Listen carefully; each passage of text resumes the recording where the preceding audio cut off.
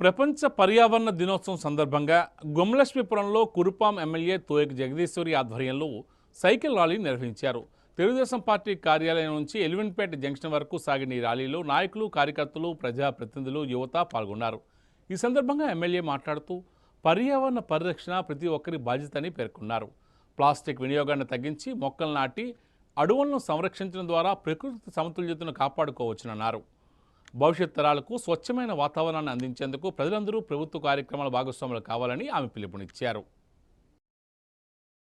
ప్రపంచ పర్యావరణ దినోత్సవం సందర్భంగా తెలుగుదేశం పార్టీ రాష్ట్ర వ్యాప్తంగా ఒక ప్రత్యేకమైన కార్యక్రమాన్ని స్వీకరించు. అలాగే పర్యావరణ పరిరక్షణ ప్రతి ఒక్కరికి బాధ్యత ఉండేలా చూడాలి. ఎందుకంటే సమాజానికి చాటి చెప్పేందుకు ప్రతి సంవత్సరము ఈ విధంగా మనం చేసుకుంటున్నాము. ప్రతి ఒక్కరు కూడా మరి సాధ్యమైనంత వరకు సైకిళ్లను వినియోగించుకొని ఈ రోజంతా ప్రయాణించవలసిందిగా మీకు అందరికీ నేను కోరుకుంటున్నాను. మరి ఇందులో భాగంగా మన పార్టీ జాతీయ అధ్యక్షులు నారా చంద్రబాబు నాయుడు గారు పిలుపు మేరకు మనము ఈ రోజు సైకిల్ ర్యాలీ చేయడం జరుగుతుంది. ప్రపంచం నేడు వాతావరణ మార్పులు, పెరుగుతున్న కాలుష్యం, తగ్గుతున్న పచ్చదనం ఇవన్నీ కూడా ఎన్నో ఎదుర్కొన్నాం. ప్రకృతిని కాపాడుకోవడం మనందరి బాధ్యత.